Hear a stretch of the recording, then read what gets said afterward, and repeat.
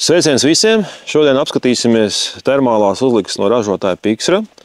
Man rokās ir dienas tēmēklis ar klasisku palielinājumu 3/12x50 un mēģināsim viņu transformēt kā termālo optiku.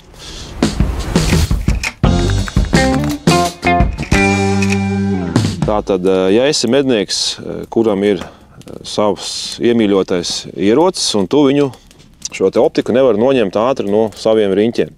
Tātad tev nav ātrie kronšteini.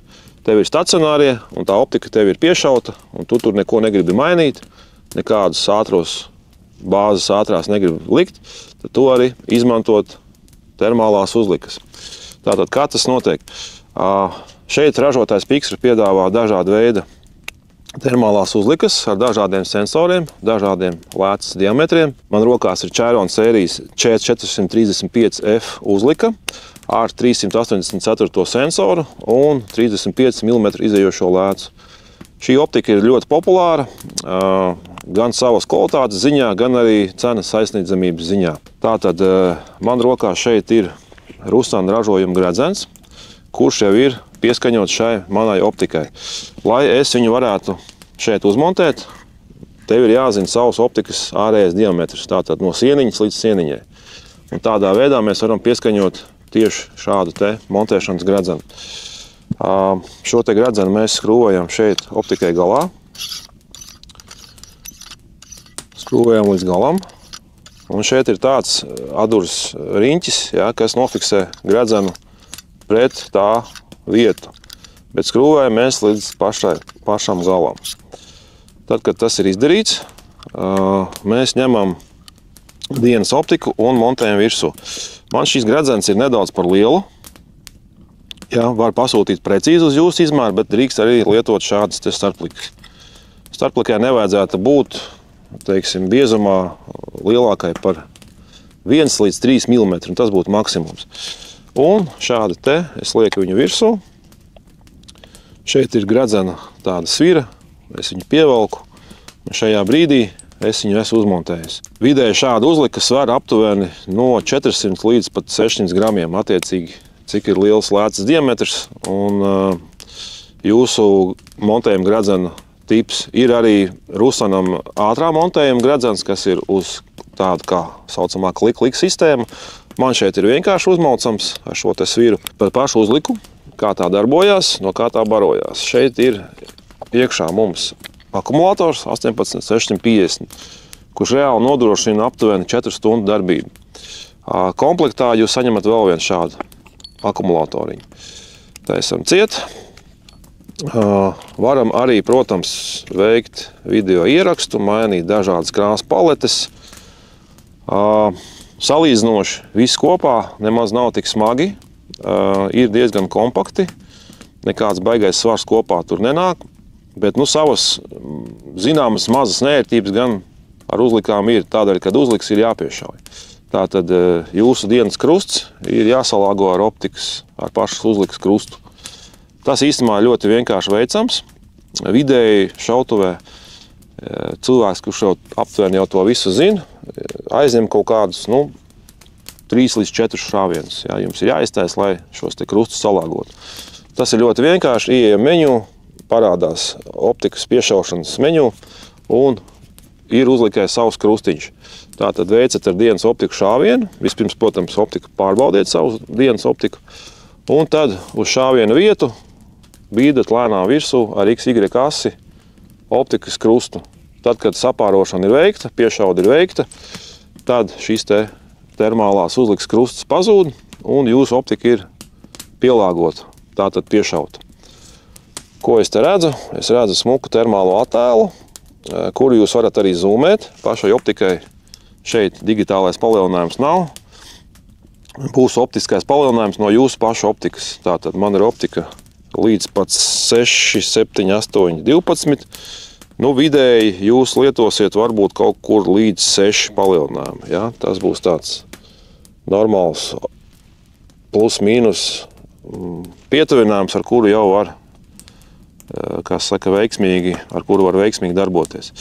Vienmēr, kad piešaujiet, sākumā liekat uz minimumu. Tātad 2, 3, pusotrs, kāds no kurai tas starta palielinājums optikai ir. Jā, termālais attēls šeit ir ok, jo iebūvēts ir 384. sensors. Tas ir, kā jau teicu, klasika. Un, principā, tas arī ir viss. Tikko mēs viņu atlaižam šo sviru, varam optiku noņemt nost. Ir arī Pixarai piedāvājumā tāds speciāls okulārs ar gumiju. Jūs varat šo te rusanu gredzenu noskrūvēt nost un lietot uzlikt kā monokli. Tas ir ļoti vienkārši. Tātad rusanu gredzenu esam noskrūvējuši un skrūvējam no šo te okulāru daļu. Un šeit skrūvējam virsū saucamā astīti. Tātad uzlika paliek par monokli. Arī ļoti ērti, varat pēc tam lietot viņu kā monokli. Tas ir īsumā ļoti daudz mednieki tieši šo funkciju arī izmanto. Protams, ir arī jaudīgāki modeļi, kā šīs, ar 50. lēcu un ar lielo 640. sensoru.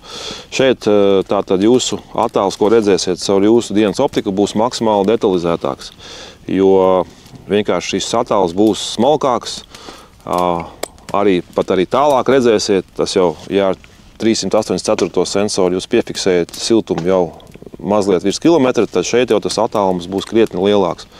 1,5 kilometrs un pat vairāk.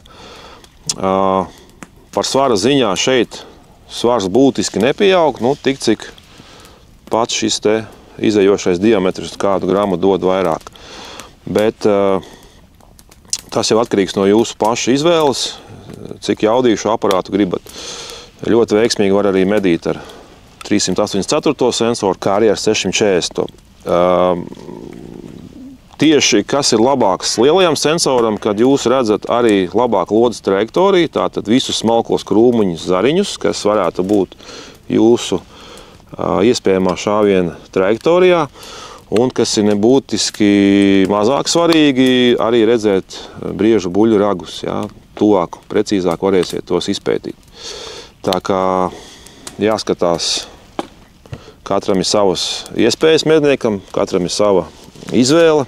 Lai izmantot šīs Pixaras termālās uzlikas, jūsu dienas optikai nav jābūt kaut kādai ļoti augstas klases optikai. Pilnīgi pietiek ar budžeta klases klasisku, tātad vai 50 mm izējošo lēcu vai 56, droši varat lietot.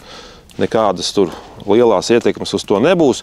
Vienīgais, no kā izvairīties, lai optikai nav pārāk liels starta pietuvinājums. Tātad 6, 7 un vairāk. Vienkārši būs grūtāk mazliet ar viņu operēt. Pārāk liels starta pietuvinājums jums mazliet startā kropļos jūsu attēlu. Tas var sanākt, kad viņš ir pārāk izplūdes. Tādēļ izvēlēties klasiski 2, 3, 4 starta palielinājumus. Tā kā droši iemēģināt, ļoti daudz mednieki viņas lieto, ir ļoti populāras un, ja tev tas patīk, tad droši izvēlies Pixaru. Un vēl ir ļoti būtiska nianse visām uzlikām. Tātad veicāt piešaudi, viss ir labi, šāviens ir precīzs. Tad, kad jūs ņemat šo te optiku nost, ir ļoti svarīgi atlikt viņu precīzi, tāpat kā viņa bija piešaudas brīdī. Tas ir ļoti svarīgi. Ļoti pievērsiet uzmanību arī pašam horizontam. Optika nedrīkst pat burtiski pa dažiem milimetriem ne pa labi aiziet, ne pa kreisi. Tādēļ vēlams kaut kā to atzīmēt šeit uz optikas arī pašu horizontu. Tātad, ja viņa būs saliekusies pa labi, pa kreisi, tad šāviens vairs nebūs precīzs. 50 metros jūs zvēram plecā trāpīsiet, bet acī jau vairs šīs te šāviens nebūs. Tā kā tas ir ļoti svarīgi. Par pašām uzlikām, par uzliku veidiem, tātad ir 25. lēca ar 384. sensoru, ir 35. un ir 50. lēca. Tad vēlāk sensors jau mainās, uz nākamajiem modeļiem ir C635, tātad ar 3,5 lēcu, ar lielo sensoru. Un šeit man rokās kā piemērs, kā jau iepriekš teicu, 640 ar 50 lēcu. Tas ir maksimums. Tā kā droši izvēlies savējo, kas tev liekas piemērotāka. Svarīgi ir arī par garantijām. Pixara nodrošina 2 gadu garantiju. Ja ar tavu ierīci kaut kas notiek, tad tā tiek apmainīta pret jaunu. Tā kā tas arī ir ļoti būtiski un ļoti daudz medniekus arī šis jautājums satrauc. Tā kā par to baidīties nevajag. Droši lietojiet, ja kas notiks, apmainīsim, nāciet, parādīsiet savu problēmu. Pēc statistikas garantija gadījumu nav bijuši daudz, bet dažām ierīcēm, kā jau visām ierīcēm, var kaut kas sistēmā atgadīties. Tā kā par to nav jāuztraucās, apmainīsim pret jaunu.